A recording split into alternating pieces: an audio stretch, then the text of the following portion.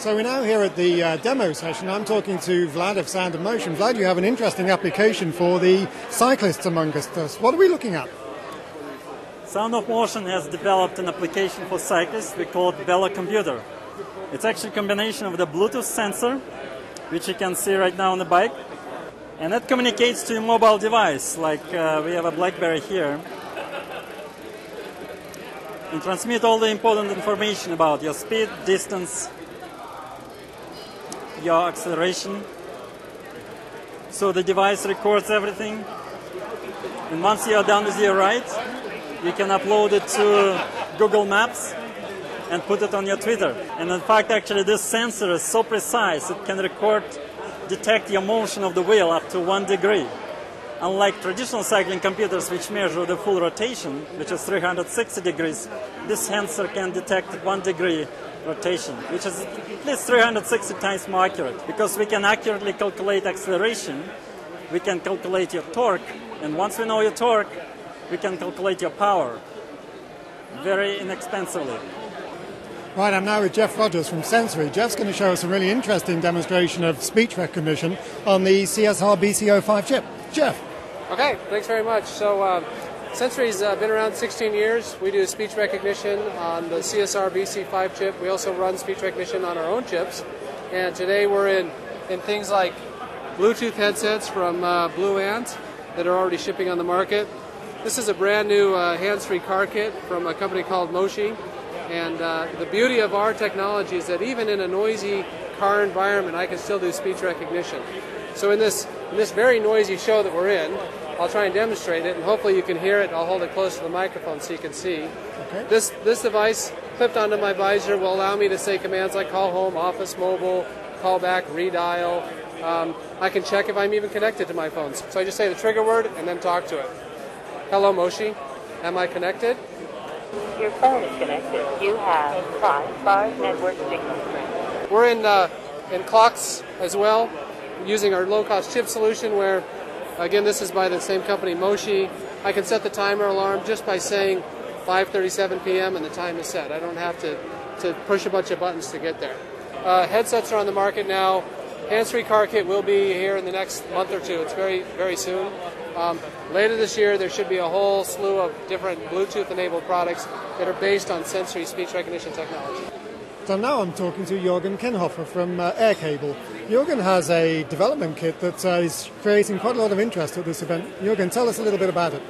Yeah, our development kit makes the development of Bluetooth applications for sensor control, sensor measurements, controlling other devices very easy.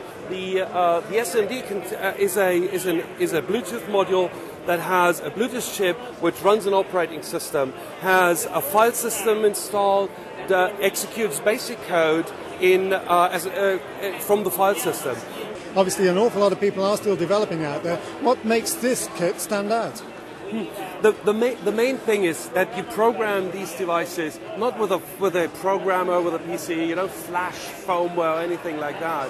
You have your text file on your PC where you write this code, write the basic code, and file transfer that wirelessly into this device. Mike, there's one very interesting element of this demo event that's taking place behind us, and that's, I was thinking a moment ago, there are dozens of Bluetooth devices interoperating alongside each other here. In fact, the guy from Frontline told me it's something like 35, 40 devices he'd sniffed. That actually tells us something quite important, doesn't it? Well, it does. There are, 40, 50, 100 devices, whatever, because it's a Bluetooth show. Everyone has a Bluetooth device, and it's the robustness of the technology.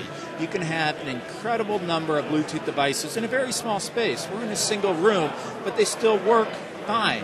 We're streaming video from an iPhone to a TV. We're doing voice conversations. People are searching and finding new devices without any problem, even though we have that 50 or 100 devices within this one room. Bluetooth, a totally robust technology, eh? It is, and it's something that was designed in from the beginning, and we kind of take it for granted, so probably don't talk about it enough. But in an environment like this, it's important. Okay, well, we're going to go over now and talk to Frontline, whose equipment is actually sniffing some of these devices being used in the room at the moment. Well, I'm now talking to David Bean from Frontline Test Equipment. David, I was just having a chat with Mike Foley, and we were remarking upon the number of Bluetooth devices happily interoperating here, and we were using some of your data from your sniffer. Can you tell us a little bit about that? Yeah, our sniffer was able to determine that there were numerous devices here in the room transmitting data real-time and live. And here you can look at what our sniffer does. Our sniffer is going to passively monitor all the data live in real time, take that data, decode it, and parse it real time via the PC. We're going to show you all your application level data that is going on so you can see how a master and slave negotiate back and forth. Recently we've introduced our new dual mode comm probe with Probe Sync. It's one box that supports both LE and classic Bluetooth. Here you can monitor both data transmissions simultaneously, take that data and synchronize it with one clock within the box. And are you finding that there is a real demand now for a low energy sniffer? Yeah, we've actually been shipping our previous version of our low energy sniffer for over a year and a half now to most of the major controller vendors out there in the marketplace. Tim, what are we looking at and how are you managing to make this work so well? Here we've got A2DP audio, standard Bluetooth stereo audio from a standard off-the-shelf iPod Touch. We've got it playing already connected via Bluetooth to the TV, embedded in the TV, working amongst all these other devices, Wi-Fi, Bluetooth. And here, with a simple touch of the button, now we're streaming audio from this device flawlessly. I don't think you can hear any degradation in the quality of the sound. Right to this TV, we can pause it, restart it. It's really like if you're sitting in your living room with your iTouch or your source, audio source, you can have it to the rest of your TV system. Okay, well I'm not hearing any bangs or pops or anything like that, so how are you managing to do this, Tim? It's just standard Bluetooth. We're really not doing anything special. We're doing the profile as designed within Bluetooth. It's the Bluetooth technology itself that's taking care of all of the other devices in the area, such that we don't have to worry about it. It just works. That's really cool. Thanks very much, Tim. Thank you, Vince. So, Chuck, you've been monitoring the Bluetooth traffic in the room here. Can you tell us a little bit about the LSS system? Sure, I'd be happy to. We actually showing everybody who's talking in the room right now an instant PicoNet view, which is showing every master, every slave, and what kind of conversations they're having in the room in a simple graphic over here in a instant PicoNet view. But what we have here is fairly revolutionary for Bluetooth analysis. Never been done before. We've been working for about 3 years to develop some very proprietary, sophisticated capture technology that looks at every channel for classic Bluetooth, every channel for low energy, and as well HCI, if we like, at the same time, concurrently, and displaying that to you in a nice, very understandable GUI here. So the key fundamental aspects here are all channel, full spectrum. Never been done before. Well, this device is effectively a laptop that you wear on your head. It's a full PC, the CPU, the battery, the memory, all sitting here with a 15-inch monitor that sits right over in front of your face. You wear this over your head such that the screen sits below your line of sight. It doesn't block your vision. But when I look down into the screen now, I'm looking at a 15-inch monitor. It's a hands-free device. There's no mouse, no keyboard.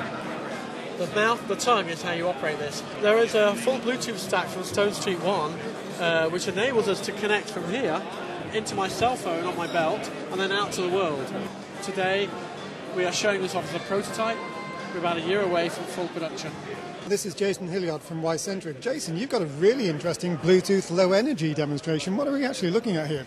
So what we're looking at, Vince, is a Bluetooth low-energy single-mode device in this small key fob form factor. There's two of them, and they're both connected right now. And they'll... so there's one in the bag there? Yeah? That's right. There's one in my hand, one in the bag, and they'll sound different alarms. And this is demonstrating the types of ideas that they're talking about right now for Bluetooth low-energy product applications like proximity devices and cell phone accessories. So in this particular demonstration, it has a motion detector. So if someone comes and picks up that bag, it'll sound an alarm. And right there, you heard the alarm. It really because stop that man. Stop this man. And there are other ways in which this proximity detection can be demonstrated, I believe, aren't there? That's right. So it has a range detector, so if the two devices move out of range, they'll also sound an alarm. What we'll hear is this device will start to sound an alarm once it moves out of range. What sort of range is that fixed at? It's probably about 10 meters. Okay, so this is a true low-energy implementation, That's right. That's right. It's single-mode low energy, not regular Bluetooth, and you can see it actually working in a small form factor device, doing the types of things that they're talking about in real products.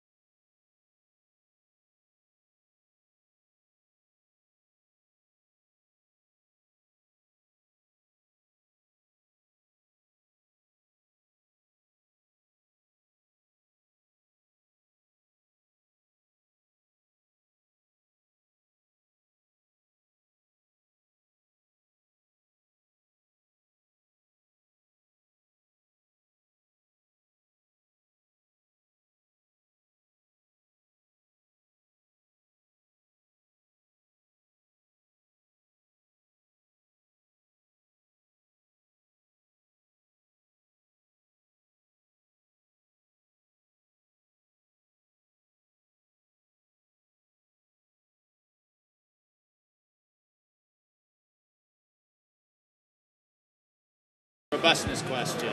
Yeah, what I'll say to you. Examples that we're streaming music with no pops and clicks, no fallouts. Yeah. You're finding phones from meters away. Yeah.